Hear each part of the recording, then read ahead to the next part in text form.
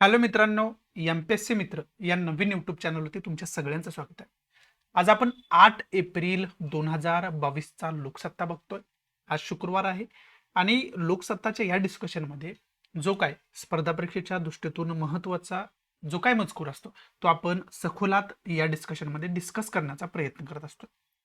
चला तर मग सुरुवात करूया. शुक्रवार 8 एप्रिल 2022चा लोकसत्ता आपल्याला काय सांगतो बघू. पहिल्या न्यूज पासून डिस्कस करण्यास सुरुवात करूया. So let start. आपली जी पहिली न्यूज आहे ती पाकिस्तानमध्ये जे काय पॉलिटिक्स चाललेलं आहे ना त्याच्यावरती आधारित न्यूज आहे. पहिलं तर तुम्हाला सांगतो, पहिल्यांदा हे पहिल्यापासून तुम्हाला सोप्या भाषेमध्ये एकदम सांगतो नेमकं इथंच काय चाललंय. पहिल्यांदा तर इम्रान खान गव्हर्नमेंट जे आहे त्यांच्यावरती अविश्वास ठराव आला. परंतु सगळ्यांना आता बहुमत यांच्या विरोधात होतं. 100% यांना पाय उतार होवं लागेल हे फिक्स होतं. परंतु ऐन टायमाला एक बदल काय झाला, तर अध्यक्षांनी जे बिल पास करायला पाहिजे, तर नो कॉन्फिडन्स मोशन म्हणजे तो प्रस्ताव असतो, ते बिल मांडावं लागतं, ते पास करून घ्यावं लागतं, मग त्यांच्यावरती अविश्वास ठराव जो असतो त्याला ठराव आपण म्हणतो, तो पास होत असतो. परंतु अध्यक्षांनीच ते रद्दबातल केलं, घटनाबाह्य ठरवलं आणि सभा बरखास्त केली, सभागृह बरखास्त केलं. त्याच्यामुळं तो अविश्वास ठराव मान्यच झाला नाही. त्यामुळं मग जे काही विरोधी पक्ष होते ना त्यांनी सुप्रीम कोर्टामध्ये धाव घेतली. आणि सुप्रीम कोर्टामध्ये तोपर्यंत काय झालं होतं, तर यांनी सहमती दर्शवली होती की सुप्रीम कोर्टाचे माजी जज जे आहेत, न्यायाधीश जे आहेत, ते कार्यकारी खरं तर पंतप्रधान असतील हे म्हणजे तात्पुरत्या काळासाठी ते जाहीर केलं होतं. परंतु हे सुप्रीम कोर्टामध्ये केस चालू होती आणि आता सुप्रीम कोर्टाचं जजमेंट काय आलेलं आहे, तर उपसभापती आणि अध्यक्षांनी जे काही निर्णय दिले होते ना, म्हणजे जे सभागृह बरखास्त केलं, तो ठराव मान्यच केला नाही, हे जे काही कृत्य त्यांच्याकडून झालं होतं ते रद्द बातल ठरवलेलं आहे. म्हणजे कुठेही घटनेला धरून ते कृत्य नाहीये, त्यांनी जे रद्द केलेलं आहे असं न्यायालयाकडून खरं तर सांगण्यात आलं आणि त्यावेळेसच आपल्यालाही समजलं होतं, आपण डिस्कस पण केलं होतं. आता याच्या अंतर्गत तुम्हाला अनेक वेळा मी सांगितलंय तुम्हाला काय बघायचं आहे, तर सगळ्यात महत्वाची गोष्ट याच्यामधून नो कॉन्फिडन्स मोशन आपल्याला बघायचं आहे की भारतीय राज्यघटनेमध्ये नेमकी याच्याशी रिलेटेड काय तरतूद आहे. ही डिटेल इन्फॉर्मेशन आपल्याला असणं अत्यंत गरजेचं आहे. समजतं तुम्हाला, हा पहिला की पॉईंट आहे.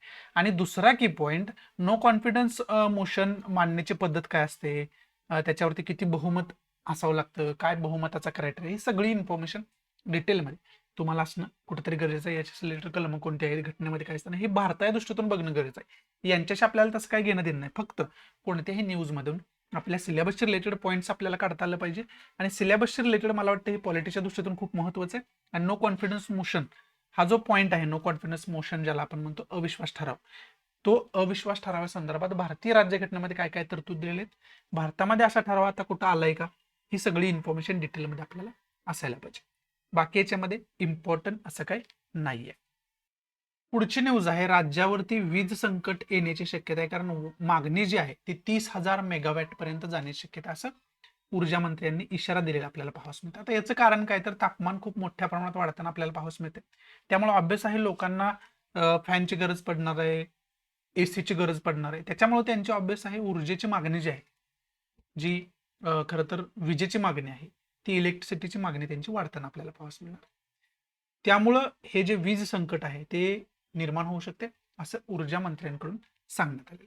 आता वीज निर्मिती आपण कशा पद्धतीने करतो, एन्व्हायरमेंट फ्रेंडली वीज निर्मिती कशा पद्धतीने होत असते, इन्व्हायरमेंटला धोकादायक वीज निर्मिती कशा पद्धतीने होत असते, ही सगळी इन्फॉर्मेशन डिटेलमध्ये आपण काढून ठेवणं अत्यंत गरजेचं आहे. बाकी याच्यामध्ये इम्पॉर्टंट असं काय नाहीये. आणि वीज निर्मिती प्रकल्प मोठं कुठं आहेत याची सुद्धा डिटेल इन्फॉर्मेशन पाहिजे आपल्याला.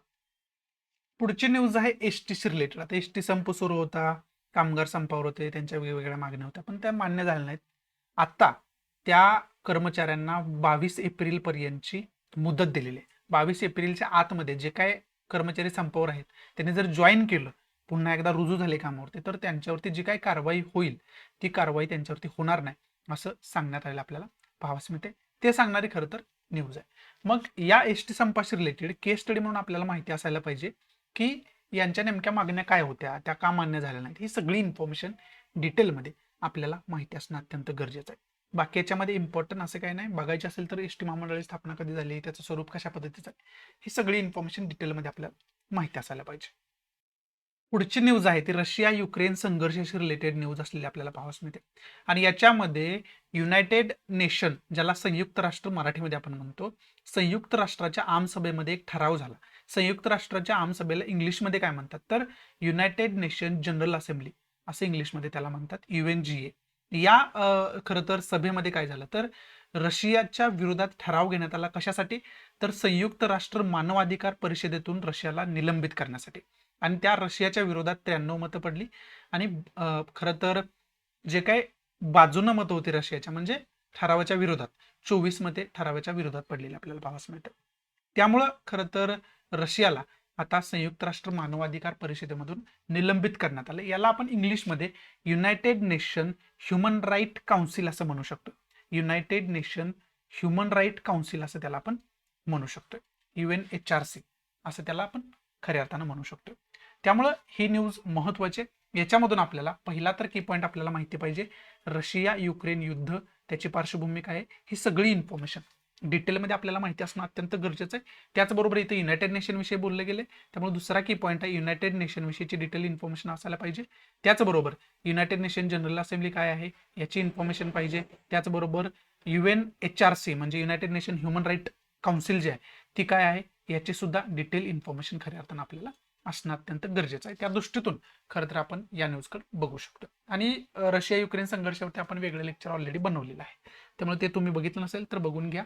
चालू घडामोडींवर आधारित मुद्दे ही आपली जी काही वेगळी प्लेलिस्ट आहे त्या प्लेलिस्टमध्ये ते व्हिडिओ तुम्हाला व्हिडिओ लेक्चर जे आहे ते तुम्हाला सापडेल. पुढची न्यूज आहे ती CBIशी रिलेटेड आहे. आकार पटेल हे जे काही ॲम्नेस्टी इंटरनॅशनल इंडियाचे माजी प्रमुख आहेत हे, आणि यांच्यावरती ईडीनं जी काही कारवाई खरं तर सुरू केलेली आहे ती चुकीच्या पद्धतीची कारवाई आहे. त्यामुळं दिल्ली हायकोर्टानं CBIला सांगितलं की कारवाई रद्द करा लवकरात लवकर आणि त्यांची माफी मागा, म्हणजे आकार पटेल यांची माफी मागा असं हायकोर्टानं सेंट्रल ब्युरो ऑफ इन्व्हेस्टिगेशनला सांगितलं आपल्याला पाहावयास मिळते. आणि हे मला वाटतं इतिहासातली खूप तुरळक गोष्ट आहे की एका गव्हर्नमेंट एजन्सीला न्यायालय सांगते की त्या व्यक्तीची तुम्ही माफी मागायला पाहिजे. त्यामुळे खरं तर ही इम्पॉर्टंट न्यूज आहे, एक केस स्टडी म्हणून सुद्धा आपल्याला माहिती असणं गरजेचं आहे. त्यामुळे मी तुम्हाला हे सांगायचा प्रयत्न केला. पुढची जी न्यूज आपण बघतोय ती रिझर्व्ह बँकेचे जे काही पतधोरण आहे ते आज ठरण्याची शक्यता आहे आणि ते जैसे थे जसं होतं तसंच राहण्याची शक्यता असं इथं म्हटलं जातं. आता इथं पतधोरण समिती असते त्याला आपण मॉनिटरी पॉलिसी कमिटी असं म्हणतो इंग्लिशमध्ये. मग ती मॉनिटरी पॉलिसी कमिटी आहे ना त्याच्यामध्ये जवळजवळ 6 सदस्य असतात. त्याच्यातले 3 सदस्य गव्हर्नमेंटचे असतात, 3 सदस्य रिझर्व्ह बँकेचे असतात. Officials member, non officials member त्याला म्हटलं जातं. ही जी काही इन्फॉर्मेशन आहे मॉनिटरी पॉलिसी कमिटीशी रिलेटेड ती सगळी इन्फॉर्मेशन तुम्हाला असायला पाहिजे. त्याचबरोबर याची सगळी बाकी काही इन्फॉर्मेशन बाबा वर्षातून याच्या किती सभा होणं गरजेचं आहे, कोणकोणती धोरणं मॉनिटरी पॉलिसी कमिटीद्वारेच ठरवली जातात, ही सगळी इन्फॉर्मेशन डिटेलमध्ये आपल्याला असायला पाहिजे. आणि मॉनिटरी पॉलिसी कमिटीची संकल्पना जी आहे ती कधीपासून सुरुवात झालेली आहे याच्या अगोदर या मला वाटते 7-8 वर्षामध्ये मॉनिटरी पॉलिसी कमिटीची कॉन्सेप्ट आलेली आहे, हे सगळं आलेलं आहे. परंतु तोपर्यंत त्याच्या अगोदर जे काय धोरण ठरवलं जायचं त्याच्यासाठी अशी काही स्पेशल कमिटी नेमलेली नव्हती. त्यामुळं त्या दृष्टीतून तुम्ही मॉनिटरी पॉलिसी कमिटी विषयीची जी काय डिटेल इन्फॉर्मेशन आहे ती इन्फॉर्मेशन काढून ठेवणं अत्यंत गरजेचं आहे. याच्यावरती याच्या अगोदर पण क्वेश्चन विचारले गेलेत, याच्यानंतर पण विचारले जाण्याची शक्यता आहे. त्यामुळे अशा ज्या काही महत्त्वाच्या गोष्टी आहेत एक्झामच्या दृष्टीतून त्या आपण मिस करणं कुठंतरी आपल्या अंगलट येऊ शकते भविष्यामध्ये. त्यामुळे याची डिटेल इन्फॉर्मेशन काढून ठेवणं गरजेचं आहे. बाकी याच्यामध्ये इम्पॉर्टंट असं काही नाही. बाकी घ्यायचं झालं तर रिझर्व्ह बँकेची स्थापना कधी झाली, त्याची तरतूद कोणत्या कायद्याच्या अंतर्गत केली गेली होती, ही सगळी इन्फॉर्मेशन आपल्याला असायला पाहिजे. इथं खरं तर आजचा लोकसत्ता मी समाप्त करतोय, परंतु त्याच्या अगोदर समाप्तीच्या अगोदर आता करंटमध्ये जे काही इश्यू चालले आहेत जे काही आपल्याला अभ्यासणं गरजेचं आहे ते म्हणजे पहिलं तर जागतिक लेवलचं जर आपण बघितलं तर रशिया युक्रेन संघर्ष चालू आहे आणि त्याच्यावरती वेगवेगळे लेक्चर ऑलरेडी बनवून ठेवलेले आहेत मी.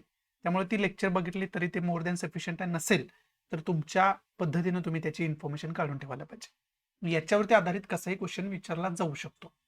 दुसरं महत्त्वाचं म्हणजे हिजाब प्रकरण जास्त गाजलेलं होतं, हेट स्पीचचं प्रकरण जास्त गाजलेलं होतं आणि सगळ्यांचा बेस जो होता तो सगळ्यांचा बेस होता रिलिजन, धर्म.